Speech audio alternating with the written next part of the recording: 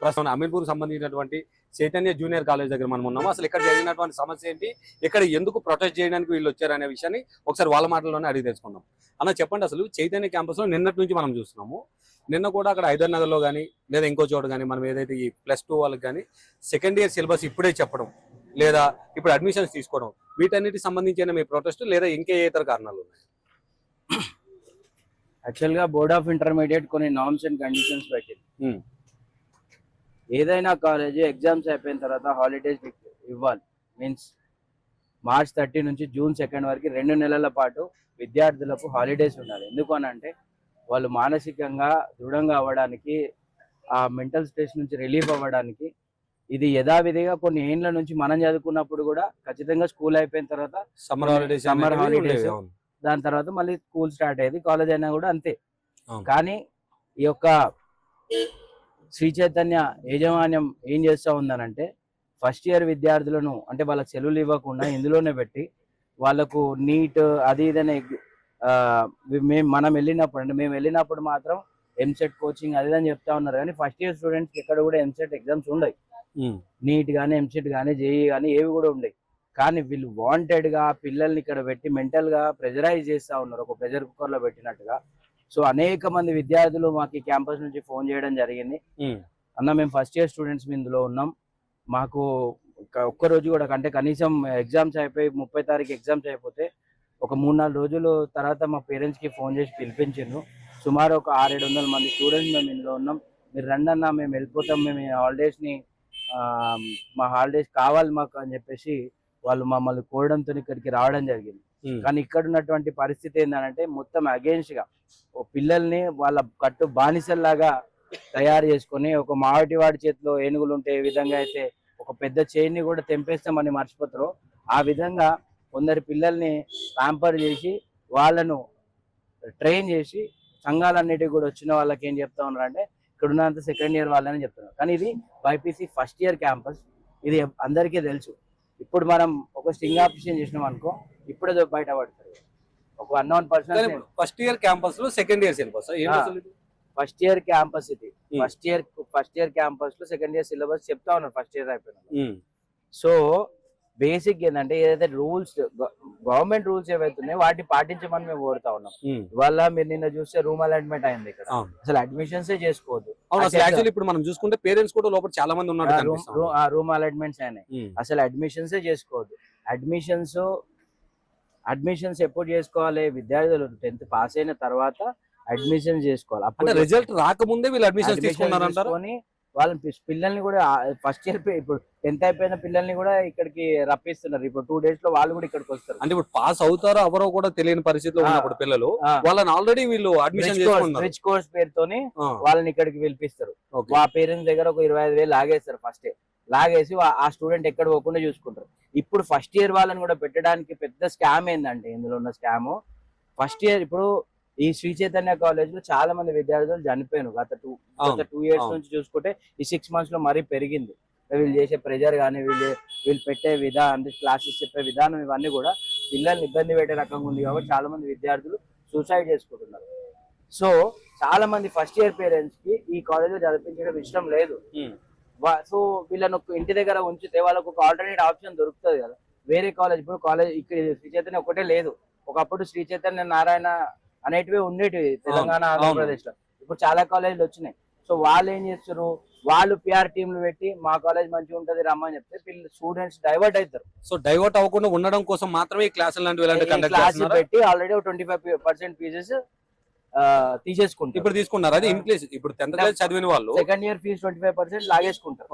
లాగేసుకుని ఏం చేస్తారు, ఇంకా పిల్లగాడు బయటికి వెళ్ళినా గానీ మళ్ళీ ఏం చేస్తారు, May 2 కి ఇచ్చేస్తాం సార్ మేము సెలవులు అని. అప్పుడు ఏమైతుంది అంటే May 2 మళ్ళీ వీళ్ళు ఏం చేస్తారు, ఈ ఫ్యాకల్టీ అంతా ఖాళీ ఉంటారు. అప్పుడు ఖాళీగా ఉండి మళ్ళీ అడ్మిషన్ల కోసం పోతారు. అంటే ఈ 1 month మాత్రం కేవలం సెకండ్ ఇయర్ ఫీజులు వసూలు చేయడం కోసమే ఈ 1 month కోర్సు పెట్టి పిల్లల్ని ఈ విధంగా ఇక్కడికి రాపిస్తారు. సో కానీ ఇప్పుడు ఇక్కడ వచ్చిన పేరెంట్స్ చూసుకుంటే కొంతమంది కూడా 10th క్లాస్ చదువుతున్న పిల్లలు ఎవరైతే ఉన్నారో వాళ్ళ పేరెంట్స్ కూడా ఉన్నట్టు తెలుస్తాం. అవును, అడ్మిషన్స్ చేసుకోవద్దు చట్ట ప్రకారం. అవును, కానీ వీళ్ళు ఇప్పుడు మా ఆర్గనైజేషన్ ఈయన గ్రేటర్ హైదరాబాద్ సెక్రటరీ. వీళ్ళ చెల్లె 10th అయిపోయింది. ఇతనికే శ్రీ చైతన్య నుంచి వివిధ కాల్స్ వస్తున్నాయి. వీళ్ళ ఇంటికి పిఆర్ టీమ్ వస్తుంది, ఆల్రెడీ రిజల్ట్ రాకముందే రాకముందు మా కాలేజ్ లో జాయిన్ చేయండి అన్న, మేము ఇది చేస్తాం అది చేస్తాం అని చెప్పి. సో మనం అంటే కొంచెం అవేర్ ఉన్నాం కాబట్టి అప్పుడే జాయిన్ చేయం. సాధారణమైన పేరెంట్స్ ఏం చేస్తారు, మా పిల్లలు ఎట్లైనా పాస్ అవుతారులే అని చెప్పి వాడు తీసుకొచ్చి ఇక్కడ జాయిన్ చేస్తారు. రేపు పొద్దున ఫెయిల్ అయితే ఫీజు వాపస్ ఇవ్వరు వీళ్ళు. సో ఇప్పుడు వీళ్ళకి ఇప్పుడు ఏదైతే అడ్మిషన్ కోసం కట్టిన 25,000 వాపస్ ఇచ్చే పరిస్థితి, రూమ్ అలాట్మెంట్ అయినాక అసలు ఇయ్యరు.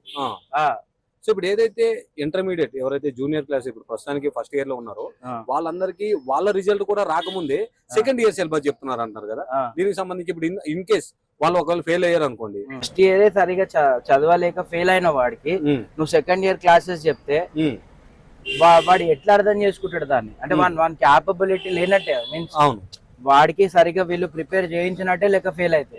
సో మళ్ళీ కొత్తగా సెకండ్ ఇయర్ ప్రిపేర్ చేస్తే ప్రిపేర్ అయింది కూడా మర్చిపోతాడు కదా, అంతే కదా. సో ఇంకా అదనంగా ఫెయిల్ అయ్యే అవకాశం ఉంటుంది. ఇప్పుడు 2 మార్కులు, ఇప్పుడు ఒక 10 మార్కులు వస్తే రేపు 8 మార్కులు వచ్చే అవకాశం ఉంటుంది. అయితే ఇప్పుడు ఇక్కడ ఉన్నటువంటి ఫ్యాకల్టీతో కొంతమందితో నేను మాట్లాడినప్పుడు వాళ్ళు చెప్తున్న అంశం ఏంటంటే ఆల్రెడీ ఇతర రాష్ట్రాల్లో ఒక వెసులుబాటు కల్పించారు, కానీ తెలంగాణ రాష్ట్రంలో మాకు ఆ వెసులుబాటు లేదు, అందువల్ల మేము ఇలా కండక్ట్ చేస్తున్నాం అనే అంశాన్ని ఇండైరెక్ట్ గా వాళ్ళు చెప్పడం జరుగుతుంది. ఇతర రాష్ట్రాల్లో విద్యారంగానికి సంబంధించినటువంటి అంశం మీద అక్కడ నారాయణ అనేటువంటి ఒక మినిస్టర్ ఉన్నాడు. ఇతర రాష్ట్రం అంటే వీళ్ళు వేరేది ఏదో కాదు, ఆంధ్రప్రదేశ్ చెప్తున్నారు. ఇవన్నీ ఆంధ్ర సంబంధించిన కాలేజ్, ఆంధ్ర ప్రాంతం వాళ్ళు ఎస్టాబ్లిష్ చేసినటువంటి కాలేజ్. ఇప్పుడు అందులో మినిస్టర్లు వాళ్ళే ఉన్నారు, వాళ్ళకి తగినట్టు వాళ్ళు జీవోలు తెచ్చుకున్నారు. కానీ ఇక్కడ తెలంగాణలో అట్లా లేదు కదా. వాస్తవానికి గవర్నమెంట్ స్కూల్లో చదువుకొని వచ్చినటువంటి మినిస్టర్స్ ఇక్కడ ఉన్నారు కొంతమంది. సో వాళ్ళు విద్యార్థుల దృష్ట్యా ఆలోచించి బోర్డ్ ఆఫ్ ఇంటర్మీడియట్ని ఎలాంటి ఇన్ఫ్లుయెన్స్ చేయకుండా మీరు ఏ విధంగా అయితే చేస్తారో ఆ విధంగా రెగ్యులర్గా చేయండి అని అన్నారు. ఆ విధంగా వాళ్ళు ఖచ్చితంగా March 30 నుంచి హాలిడేస్ ఉండాలనేది వాళ్ళు డిక్లేర్ చేసిండ్రు. సో తెలంగాణ ప్రభుత్వంలో ఎవరైతే విద్యాశాఖ మంత్రి లేరో ఆ మంత్రి లేకపోవడం కూడా ఎలాంటి కారణం అయి ఉండదు. 100% అవుతుందండి, 100% అవుతుంది. ఆ విద్యాశాఖ మంత్రి ఉంటేనే, అంటే కుటుంబంలో కుటుంబ పెద్ద ఉంటేనే పిల్లలందరూ కూడా సమగ్రంగా మంచిగా ఉంటారు. మీన్స్ అంటే ఒక తప్పుదారి పట్టకుండా ఉంటారు. లేదా ఒక పోలీస్ స్టేషన్ ఎగ్జాంపుల్ తీసుకుంటే సిఐ నిజాయితీ పరుడు ఉంటే వ్యవస్థ కింద కానిస్టేబుల్ అందరూ కూడా నిజాయితీగా ఉంటారు. ఇప్పుడు ఇక్కడ మినిస్టర్ లేకపోవడం వల్ల డిఐఓలు పనిచేయట్లేదు, సంబంధించిన విద్యాశాఖ మండలి పనిచేయట్లేదు.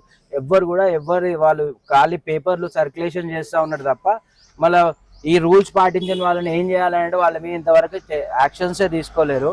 మీరు మనం బ్యాగ్ లో చాలా కంప్లైంట్స్ చేసి ఉన్నా, నేను దాదాపు ఒక 30 కంప్లైంట్స్ వివిధ కాలేజీల మీద చేసి ఉన్నా, ఒక్క దాని మీద కూడా యాక్షన్ తీసుకోలేదు. ఇప్పటి వరకు ఇంటర్మీడియట్ బోర్డు అసలు ఎక్కడ యాక్షన్ తీసుకోలేదు. సో ఇప్పుడు ఎలాంటి క్లాసులు జరుగుతున్న విషయం అయితే ఇంటర్మీడియట్ బోర్డు తెలిసే జరుగుతుందా?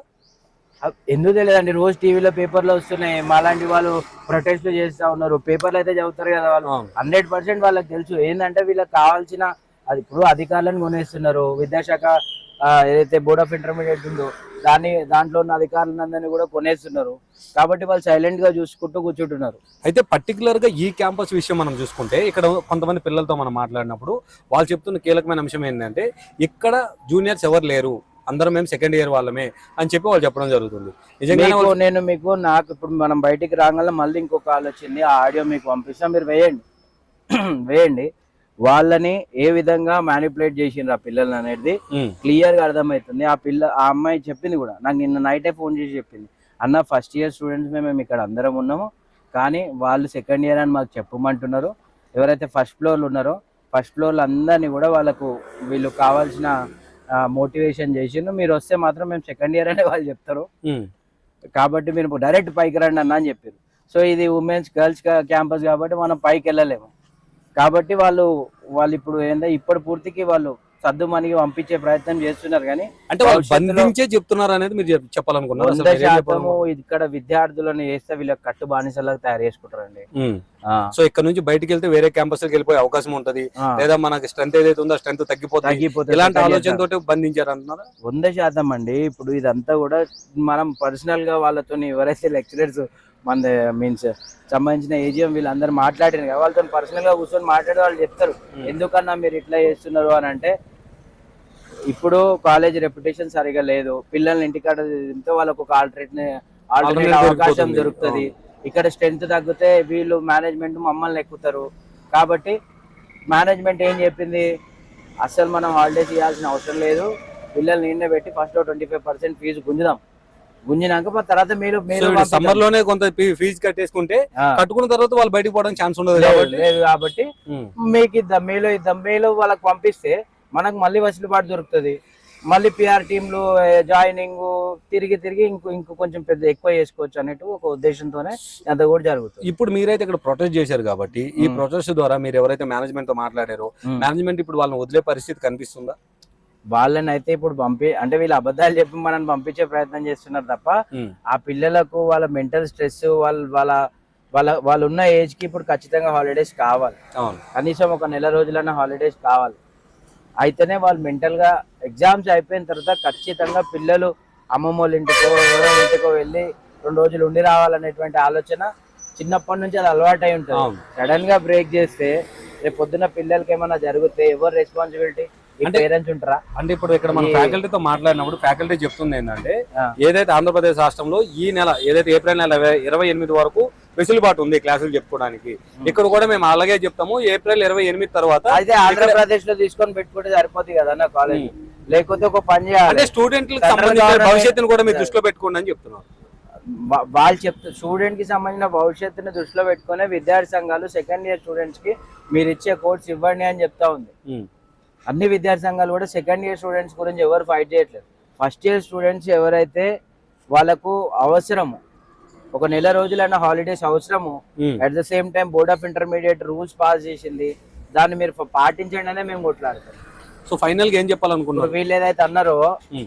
ఏమని ఇతర రాష్ట్రాల్లో ఏప్రిల్ దాకా నడిపిస్తున్నారు అని అంటే మరి ఇతర రాష్ట్రాలలో పెట్టుకోండి మీరు కాలేజీలు, ఉమ్. తెలంగాణలో పెట్టుకోకండి. సో తెలంగాణలో పెట్టినప్పుడు Telangana board of intermediate rules వినాలి. ఏవైతే ఉన్నాయో అవే వినాలి. లేకపోతే ఇంకో పని చేయండి. ఉమ్. ఇప్పుడు అక్కడ చంద్రబాబు ఉన్నారు కదా, చంద్రబాబు సెంట్రల్ మినిస్టరే కదా, మళ్ళీ ఆంధ్ర తెలంగాణ కలిపేసేయండి సరిపోద్ది. చంద్రబాబు నాయుడు ముఖ్యమంత్రి కాబట్టి మళ్ళీ కలిపేసేయండి అంటున్నారు. కలిపేసేయండి సరిపోద్ది. సో అంతే తప్ప ఎక్కడైతే తెలంగాణకు సంబంధించిన బోర్డ్ ఆఫ్ ఇంటర్మీడియట్ రూల్స్ ఏవైతే ఉన్నాయో ఈ రూల్స్ అయితే ఇక్కడ ఏం పట్టించుకునే పరిస్థితి కనబడదు. కనిపించట్లేదు. మరి అధికారులు కూడా ఎటువంటి యాక్షన్ తెలంగాణ తీసుకోవట్లేదు. ప్రభుత్వం ఇచ్చినటువంటి రెగ్యులరేషన్స్ ఏమన్నా అంటే తుంగలో దొక్కుతున్నారు. వీళ్ళు ఆంధ్ర గురించి చెప్తా ఉన్నారు. సో ఆంధ్ర తెలంగాణలో ప్రాంతంలో ఉన్న అడ్మినిస్ట్రేషన్ చాలా బాగుంది, ఉమ్. ఇక్కడ ఉన్న అడ్మినిస్ట్రేషన్ సరిగా లేదు అంటే రేవంత్ రెడ్డి గారి గురించి కూడా మాట్లాడే ప్రయత్నం రేవంత్ రెడ్డి అడ్మినిస్ట్రేషన్ బాగాలేదు, విద్యార్థుల పక్షాన్ని ఆలోచించట్లేరు అనే వర్షన్లో మనతో మాట్లాడడం అనేది జరుగుతుంది. సో ఫైనల్ గా అయితే ఇప్పుడైతే ఇక్కడ అందరూ +2 వాళ్ళే ఉన్నారు తప్ప నేను juniors ఎవరు- ఖచ్చితంగా ఫస్ట్ ఇయర్ స్టూడెంట్స్ ఉన్నారు. మనం బయటికి రాగానే నాకు కాల్ వచ్చింది, ఆ ఆడియో మీకు పంపిస్తాం, మీరు వీడియోలో వేయరారు. సో ఖచ్చితంగా వేయొచ్చు కదా, ప్రాబ్లం లేదు కదా. హలో హలో రేపు వస్తామమ్మా 12 గంటలకు వస్తామన్నా కదా. హా? రేపు 12 o'clock వస్తాం ఎట్లయినా, ఓకేనా?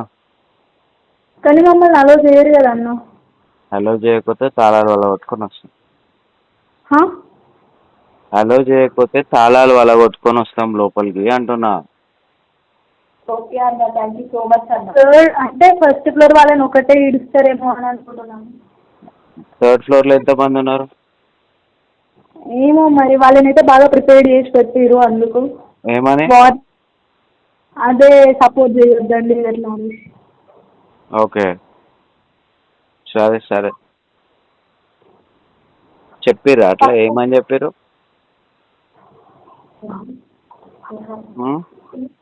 హా?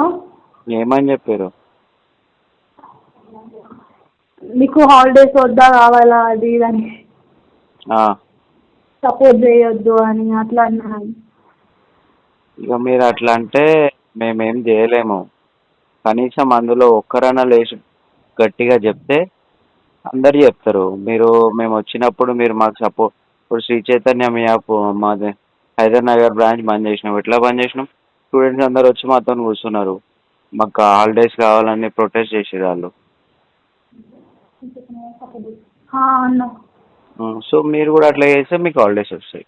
లేకపోతే ఏం మేము సరే యాజ్ పర్ డిఐఓ కంప్లైంట్ చేసి కన్సర్న్ అథారిటీకి కంప్లైంట్ చేయగలుగుతాం, కానీ ఇక మిమ్మల్ని అయితే మీరు రాము అంటే మేము మెడబట్టి బయటికి అయితే గుంజలేం కదా. అట్లా మీరైతే మీ ఫ్రెండ్స్కి చెప్పండి, అన్న వాళ్ళు వస్తారు అందరం వెళ్దాం సపోర్ట్ చేద్దామని చెప్పండి. లేదు అని అంటే ఇక మేము వస్తాము, అడుగుతాము, మాకు ఇంట్రెస్ట్ లేదు అని అంటే ఆనే డిఐఓ కంప్లైంట్ చేస్తాం, ఫోన్ చేసి వెళ్ళిపోతాం. ఇక అంతకుమించి ఏం చేస్తాం? బాయ్స్ అంటే మేము వాళ్ళను నడవడానికి గుంజుకెళ్ళొచ్చు, అమ్మాయిలు కదా మేమేం చెప్తాం. సరే హలో. అన్న, మేము సపోర్ట్ చేస్తాం. ఆ, సరే హలో. అన్న. ఓకేనా, రేపైతే వస్తాం మేము 12 గంటలకు. ఓకే. రైట్. ఇప్పుడు ఇక్కడ ఉన్న పరిస్థితి మనం చూసుకున్నట్టయితే లోపల ఉన్నది అందరూ ఇంటర్మీడియట్ పిల్లలు అయినప్పుడు కూడా మేము సీనియర్ ఎవరైతే సెకండ్ ఇయర్ చదువుతున్నామో సెకండ్ ఇయర్ చదువుతున్న వాళ్ళు మాత్రమే మేము ఇక్కడ ఉన్నాము. అలానే మేనేజ్మెంట్ కూడా సేమ్ అదే పద్ధతి చెప్పుకుంటా ఈ సెకండ్కి ఎలా కాలం గడపాలి లేదా ఈ సెకండ్కి విద్యార్థి సంఘాలని ఎలా బయటికి పంపించాలనే అంశం మీద ఫోకస్ చేసినట్టుగా కనిపిస్తూ ఉంది.